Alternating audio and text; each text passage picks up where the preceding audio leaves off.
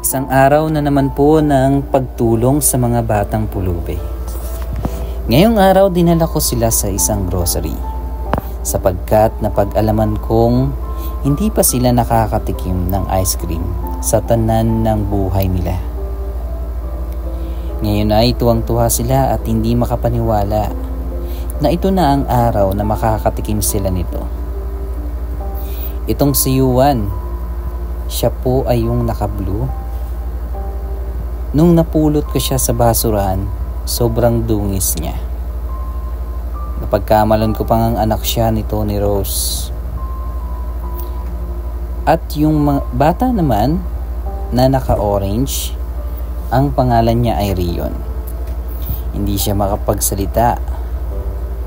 At ako'y nag-research kung saan siya nagmula. Napag-alaman kong pinaglihi pala siya sa paniki. Kaya ganun siya magsalita. Yung batang naka-sky blue kanina, napatakbo-takbo, ang pangalan niya ay Luffy. Si Luffy ay galing sa marangyang pamilya. Ngunit nagkaroon ng problema ang negosyo nila. Kaya siya ay pinaampon sa akin. Eto naman si Bebe hanggang ngayon hindi makapili. Dahil sabi niya lahat daw ito ay masarap. At sabi ko naman, sige lahat yan, tikman mo. Ako nang bahala. Hanggang ngayon hindi pa rin siya makapili. Diyan siya nagtagal ng halos 13 minuto para makapili lamang.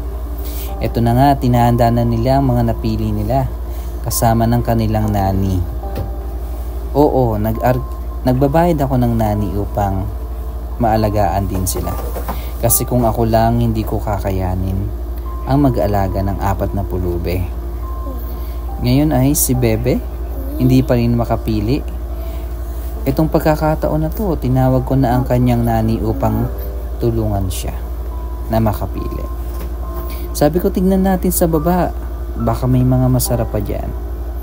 Ito na nga ang nani niya upang tulungan siya para makapili ng ice cream. At ngayon ay nakapili na siya. Tuwang-tuwa ang mga batang pulubi sapagkat hindi lang ice cream ang matitikman nila ngayon, kundi pati chocolate. Ngayon ay sobrang bait ni Luffy at namimigay siya ng chocolate sa kanyang nani. At binabayaran na ng nani nila ang kanilang mga napili. Ngayon ay nakapunta na tayo sa bahay ampunan kung saan nagsama-sama na mga batang pulubi na naampun ko. Pati mga batang naampun ko pa noon na malalaki na ngayon.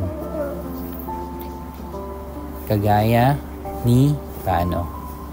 Yan po ang una kong naampon na malaki na ngayon. Tuwang-tuwa si Yuan sa kanyang natanggap. Si Bebe ay nagpapasalamat din. At si Luffy. Maraming salamat po.